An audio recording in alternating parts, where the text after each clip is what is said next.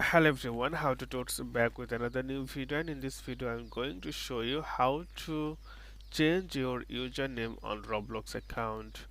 So I'm using Roblox from my PC. You can use your smartphone, iPhone, MacBook, anything else. And then when you go your interface, Roblox interface homepage, then you need to click here. You need to go the settings option, right top side, right hand side on your screen. So then settings, then you can see here account information, and the thing is display name. You can display name, you can see your display name here. Here you can see my display name, and username, it can be the unique one. Okay, so this one. So here you can see the right hand side, little editing option. Simply click here, and you need 100 more to change your username. Would you like to buy more robot?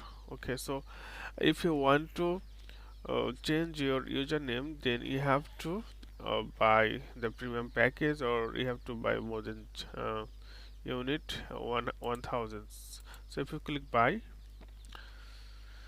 the Roblox allows to purchase upgrade for your avatar by special abilities. So you can see there are some package, Roblox package you need to buy to change your username. Otherwise, you can't do it in free mode. So, friend, I hope this video is helpful for you. Please consider to subscribe my channel, and thank you for watching.